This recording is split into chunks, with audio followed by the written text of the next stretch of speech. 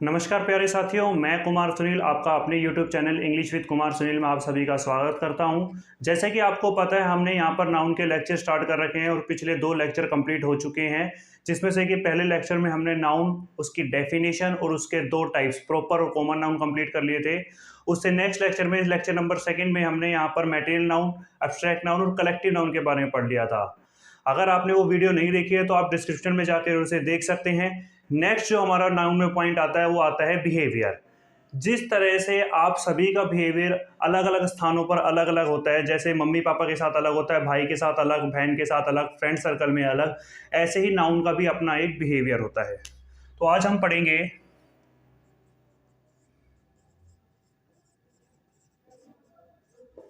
Behaviour of noun, noun का behaviour. इसमें सबसे पहले पॉइंट हमारे पास आता है जिसे आप बोलते हो स्टेशनरी एंड स्टेशनरी।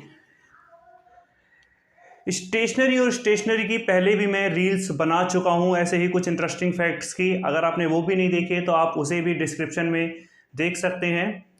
तो देखिए, जैसे बात करते हैं स्टेशनरी, इस ऊपर वाले स्टेशनरी का मतलब होता है मोशनलेस, या जिसे आप बोल देते हो कांस्टेंट, और इसे ही हिंदी में बोला जाता है स्थिर। इसका मतलब क्या होता है? जिसकी पोजीशन चेंज ना हो सके, जिसको एक जगह से दूसरे जगह पर शिफ्ट ना किया जा सके। और इस स्टेशनरी का मतलब अपने पास पेन, पेंसिल, पेपर, ये जो अपना स्टफ होता है लिखने का, पढ़ने का, नोटबुक, इसे हम क्या बोलते हैं? Stationery item. अब देखिए, याद करने के लिए आप कैसे यूज कर सकते हो। इस स्टेशनरी में देखें तो इसमें ई, इसका भी ई, पेंसिल में भी ई, पेपर में भी ई, इरेजर लिखूंगा उसमें भी ई। तो जहां पर ई का यूज हो रहा है वो क्या होगा? स्टेशनरी। और जो दूसरा बचा अपने पास मोशनलेस। या फिर आप ये भी कह सकते हो, आजकल जो आप फॉर्म भरते हो वो सारे ऑनलाइन है, जैसे ईमेल।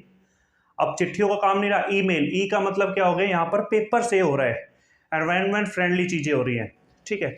अब देखिए, एग्जाम में कई बार कैसे एरर दे दी जाती है, वो पूछ लेता है आई परचेज्ड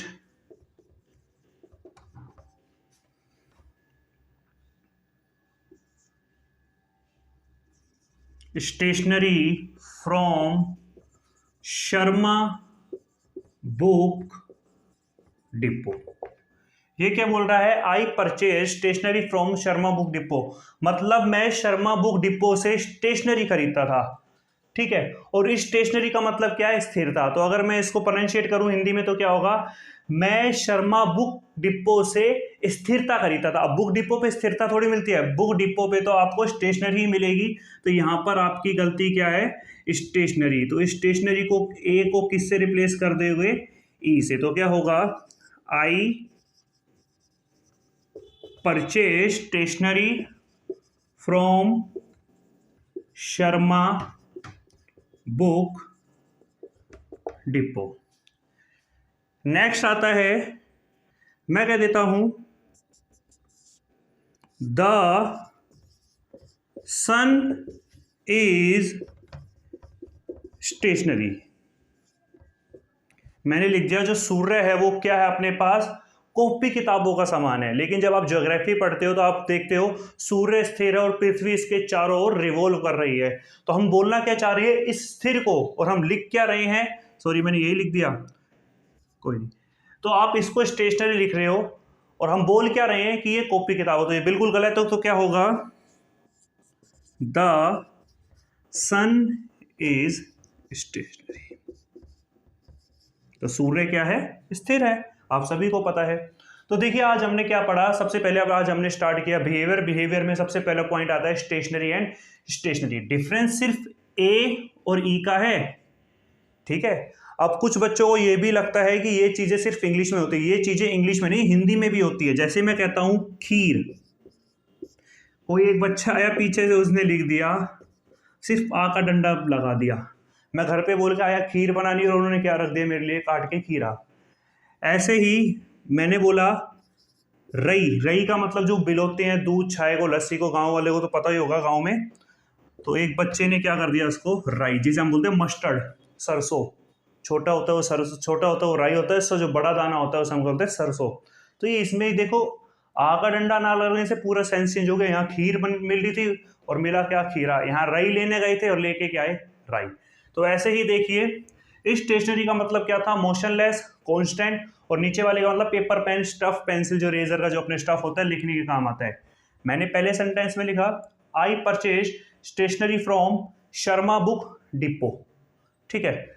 लेकिन ये क्या बोल रहा था, स्टेशनरी का मतलब स्थिरता थी और हमें क्या खरीदनी थी बुक डिपो से, स्टेशनरी मतलब पेपर पेन। नेक्स्ट में मैंने लिखा द सन इज स्टेशनरी, सूर्य जो है कॉपी किताबों का समान है, लेकिन यहाँ पर जनरली क्या लिखना था, सूर्य क्या है, स्थिर है। आई होप आप सभी को समझ आ गया है। चलिए आगे बढ़ते हैं।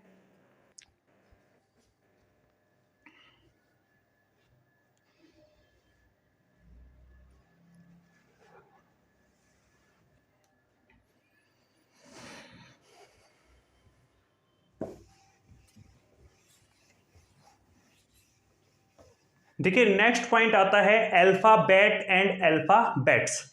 इसकी भी रील मैंने बनाई हुई है, अगर आपने वो भी नहीं देखी है तो सारी रील्स के लिंक मैं डिस्क्रिप्शन में डाल दूंगा, आप वहां से देख सकते हैं।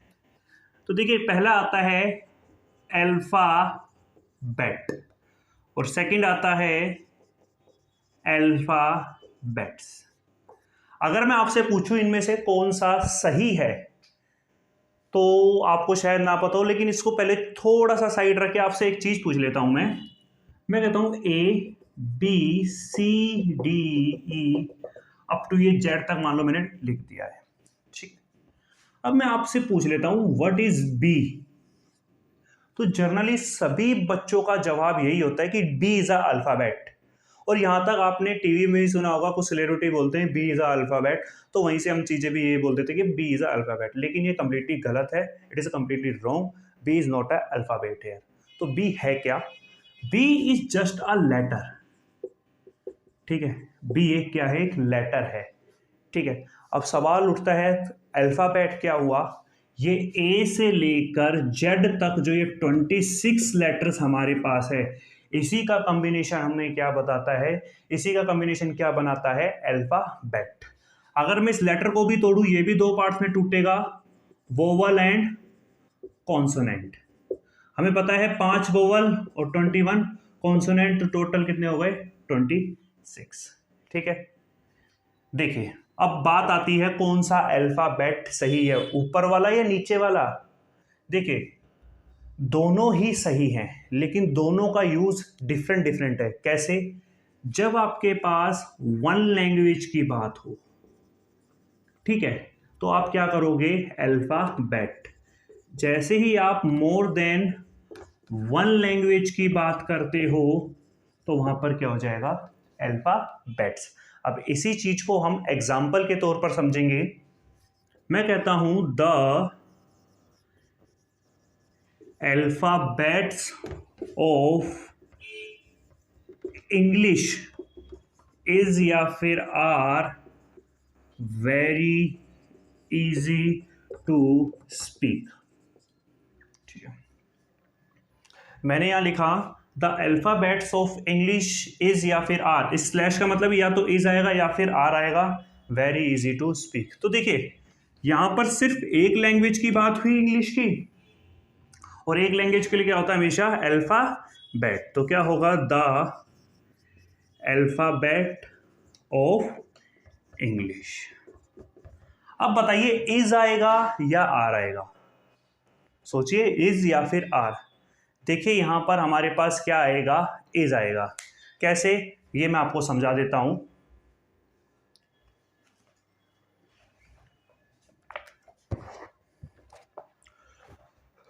मान लीजिए मेरे पास ये नोटबुक है, ठीक है, इसमें मेरे पास 26 पेजेस हैं, ठीक है, और हर एक पेज एक लेटर को दिखाता है, जैसे फर्स्ट पेज ए बी ऐसे अप टू जेड तक है। मैं बात कर रहा हूं इस नोटबुक की, मतलब इस अल्फाबेट की। मैंने इसके अंदर पेजेस की बात नहीं की, मतलब मैंने इसके अंदर के लेटर्स की बात नहीं की है, मैंने सिर्फ बात की है इस नोटबुक की, मतलब इस अल्फाबेट की। तो अल्फाबेट तो हमारे पास क्या हो गया, सिंगुलर हो गया। तो इसीलिए हम क्या करेंगे, is very easy to speak. Next sentence आता है the alphabet of English and Hindi is या फिर are very easy to speak. ठीक है, अब जैसे मैं लिखता हूं the alphabet of English and Hindi, तो देखिए गौर से देखिएगा, पहली लैंग्वेज इंग्लिश, दूसरी हमारे पास हिंदी, यानी मोर देन वन लैंग्वेज, तो क्या यूज होगा, alphabets. So the alphabets of English and Hindi. अब एक बात बताना, इज आएगा या आर आएगा, तो अब यहां पर आर आएगा, क्योंकि एक तरह से अगर एग्जांपल के तौर पे बताऊं तो हमारे पास दो नोटबुक होगी, इंग्लिश की अलग और हिंदी की अलग, तो यहां होगा are very easy to speak. ठीक है, तो देखिए यहां पर हमने सेकंड पॉइंट क्या किया, अल्फाबेट और अल्फाबेट्स। अल्फाबेट की बात करें तो जहां भी एक लैंग्वेज की यूज होगा वहां पर होगा अल्फाबेट, लेकिन जैसे ही हम बात करेंगे मोर देन वन लैंग्वेज तो वहां पर क्या होगा, अल्फाबेट्स। तो मैंने पहले लिखा सेंटेंस में the alphabet of English is या फिर are very easy to speak, तो यहां सिर्फ मैंने इंग्लिश का यूज किया था, एक ही लैंग्वेज थी, तो यहां आ गया अल्फाबेट, और हमारे पास एक ही था तो एक ही नोटबुक की तरह यूज हो रहा था, दैट इज, क्योंकि हमने बात की अल्फाबेट की, ना कि उसके अंदर के लेटर्स की, हमने बात की नोटबुक की, ना कि उसके अंदर के पेजेस की। नेक्स्ट आया the alphabet of English and Hindi, यहां पर एक से ज्यादा लैंग्वेज आ गई, इंग्लिश भी और हिंदी भी, तो एक से ज्यादा लैंग्वेज है तो अल्फाबेट्स, लेकिन यहां हमने आर क्यों लगाया, हमारे पास दो नोटबुक हो गई एक तरह से, एक इंग्लिश की अलग और हिंदी की अलग। आई होप आपको ये बहुत अच्छे से समझ आ गया है। चलिए आगे चलते हैं इसी में।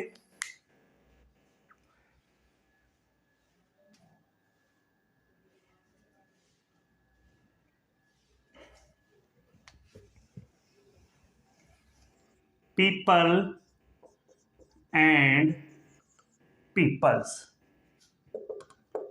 अगर मैं पीपल को ही डिफाइन करूं तो पीपल का मतलब होता है एक ग्रुप ऑफ पर्सन, व्यक्तियों का समूह ही क्या होता है, पीपल। और अब मैं आपसे पूछ लूं कौन सा सही है, पीपल या फिर पीपल्स, तो देखिए इसका भी एक अपना अलग रूल है। जब भी आपके पास कोई वन नेशन की बात कर लूं या फिर वन कंट्री की बात कर लूं तो वहां पर होगा पीपल, और जैसे ही मोर देन वन नेशन या फिर कंट्री की बात करें तो वो क्या हो जाएगा, पीपल्स। ठीक है, तो देखिए इसकी भी मैंने रील बना रखी है, आप वही डिस्क्रिप्शन में से देख सकते हो। तो देखिए जैसे कुछ एग्जांपल्स इसको समझने की कोशिश करते हैं। The people of India is या आर वेरी काइंड। अब देखो पीपल को अगर मैं डिफाइन करूं, पीपल होता क्या है, तो पीपल होता है ए ग्रुप ऑफ पर्सन्स, व्यक्तियों का समूह ही क्या कहलाता है हमारे पास, पीपल। तो देखिए the peoples of India is या आर वेरी काइंड, तो देखिए यहां पर एक ही नेशन की बात हो रही है, इंडिया की, और एक नेशन है तो हमारे पास क्या होगा, people. So the people of India is या फिर आर, देखिए पीपल का मतलब ही क्या होता है, ग्रुप ऑफ पर्सन, एक से ज्यादा लोग हैं, तो वर्ब हमारे पास कैसी आएगी, आर वेरी काइंड। ऐसे ही मैं कह देता हूं द पीपल ऑफ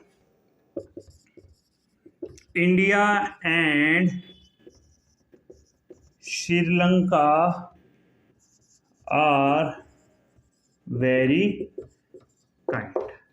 तो देखिए यहां पर अपने पास दो कंट्री आ गई, एक इंडिया और दूसरी श्रीलंका। तो देखिए जब हमारे पास एक से ज्यादा नेशन आएंगे तो यहां पर क्या हो जाएगा, peoples. So the peoples of India and Sri Lanka are very kind. अब देखिए एग्जाम में ऐसे नहीं पूछा जाता, एग्जाम में जो पूछा जाता है वो थोड़ा सा डिफरेंट तरीके से पूछा जाता है, उसके लिए आपको थोड़ा सा बेसिक जीके भी पता होना चाहिए। तो बात की करते हैं the people of the united UN are very humble.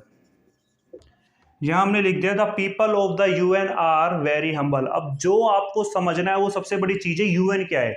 UN का मतलब है यूनाइटेड नेशन, एक इंटरनेशनल ऑर्गेनाइजेशन है जिसके लगभग 193 कंट्रीज क्या है, मेंबर हैं, और हर एक देश का एक अपना रिप्रेजेंटेटिव होता है। तो यहाँ पर एक से ज्यादा कंट्री के लोग आ गए, तो यहाँ पर क्या होगा, पीपल की जगह पीपल्स।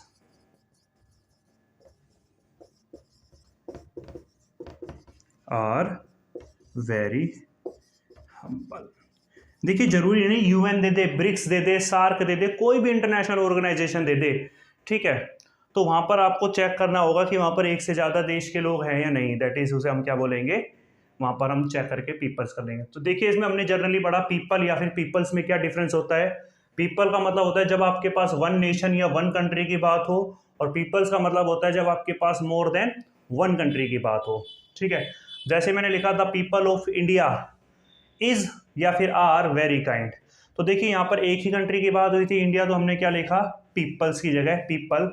और दूसरी बात, पीपल का मतलब क्या होता है, एक ग्रुप ऑफ पर्संस, तो ये मतलब एक से ज्यादा लोग हैं, एक से ज्यादा लोग हैं तो क्या होगा, आर। फिर सेकंड में हम आए the people of India and Sri Lanka are very kind. तो देखिए यहाँ पर पीपल, यहाँ पर कंट्री एक आ गई और एक ये दूसरी, दो कंट्री यानी मोर देन वन नेशन या कंट्री, तो यहाँ पर क्या होगा, पीपल्स, और फिर भी हमारे पास क्या रहेगा, आर। लेकिन एग्जाम के टाइप में कैसा पूछा था, पीपल ऑफ द यूएन या ब्रिक्स या शार्क या G10 G20 कैसे ही पूछ सकता है, आर वेरी हम्बल।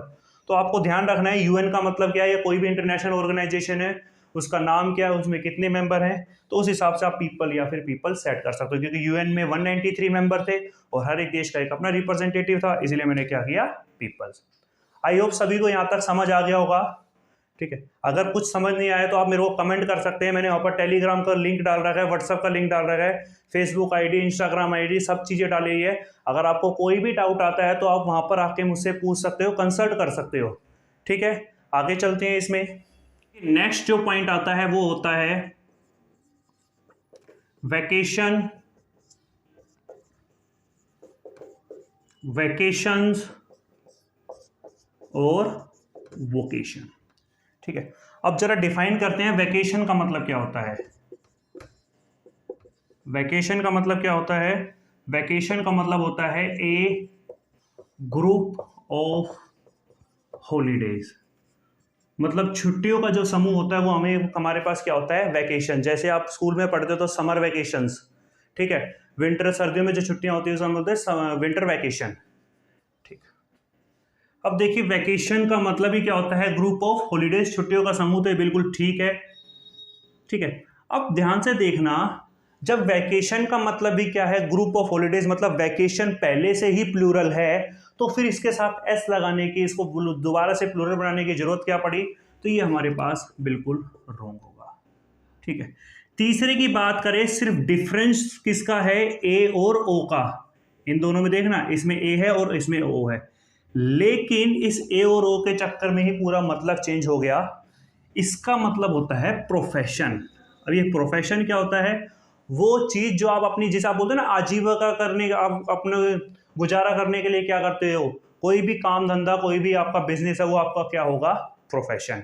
जैसे आपने कई बार सुना होगा किसी स्पीच में, वोकेशनल कोर्सेज होते हैं कुछ, वो कोर्सेज जो आपको आपके प्रोफेशन में काम करे, कुछ हेल्प करे, वो कोर्सेज क्या होते हैं हमारे पास, वोकेशनल कोर्सेज। तो देखिए एरर कैसे होती है, मैं लिख देता हूं, I spend my summer vacations in Delhi. अब देखिए हम बचपन से क्या बोलते हैं, समर वैकेशंस, तो वहीं से हमारी प्रोनाउंसिएशन गलत हो जाती है, तो यही आगे जाके हमें परेशान करती है। तो यहां पर देखिए आपने देखा समर वैकेशंस, वैकेशंस का मतलब वो पहले से ही प्लूरल है, तो आप उसको दोबारा से एस क्यों करोगे, तो उसका सही क्या होगा, I spend my summer vacation in Delhi. मैं कह देता हूं टीचिंग इज माई वैकेशन। जो पढ़ाना है वो मेरी क्या है, छुट्टियां। और मैं बोलना क्या चाह रहा हूं कि पढ़ाना ही क्या है, मेरा काम धंधा या फिर प्रोफेशन। तो यहां पर थोड़ा सा गलत क्या है अपने पास, तो ये हो जाएगा टीचिंग इज माई वोकेशन। ठीक है, तो देखिए हमने यहाँ पर आज क्या पढ़ा, वैकेशन और वैकेशंस और वोकेशन में अंतर पड़ा। वैकेशन का मतलब क्या था, ग्रुप ऑफ हॉलीडेज, मतलब छुट्टियों का जो समूह। ये नहीं कि आपकी एक छुट्टी पड़ी है आप उसे कह दो वैकेशन। छुट्टियों का ग्रुप का मतलब एक से ज़्यादा जब छुट्टियां होती है, जैसे अगर हम फॉरेन की बात करें तो क्रिसमस का वेकेशन होता है, जो 5-10 दिन की छुट्टियां वहाँ लगती हैं। अपने यहाँ समर वेकेशन, विंटर वेकेशन होता है। तो देखिए सबसे पहले मैंने लिखा I spent my summer vacations and Delhi. ठीक है, अब हमने यहाँ पर पहले से ही वैकेशन का मतलब क्या होता है, प्लूरल होता है, दोबारा से एस लगाने की जरूरत क्या थी, तो हमने यहाँ कर दिया वैकेशन। नेक्स्ट सेंटेंस में लिखा टीचिंग इज माई वैकेशन, तो पढ़ाना ही मेरा क्या है, काम धंधा। और यहाँ पर मैं कह रहा हूँ पढ़ाना ही मेरी छुट्टियाँ हैं, तो ऐसा नहीं है। तो हम यहाँ करेंगे वोकेशन की जगह वैकेशन। तो आज हमने लगभग बिहेवियर ऑफ नाउन लगभग कम्प्लीटली 80% कंप्लीट कर चुके हैं। कल जो नेक्स्ट वीडियो आएगी उसमें हमारा बिहेवियर ऑफ नाउन कंप्लीट हो जाएगा। ठीक है, अगर आपको ये वीडियोस काफ़ी अच्छी लगती हैं, आप इसे अपने दोस्तों के साथ शेयर कर सकते हैं और चैनल को लाइक सब्सक्राइब कर सकते हैं और बेल आइकन को दबाना ना भूलिए। आपको ऐसे ही और इंटरेस्टिंग वीडियोस आपको आगे मिलती रहेंगी। आप मेरे साथ हमेशा बने रहिए। Thank you.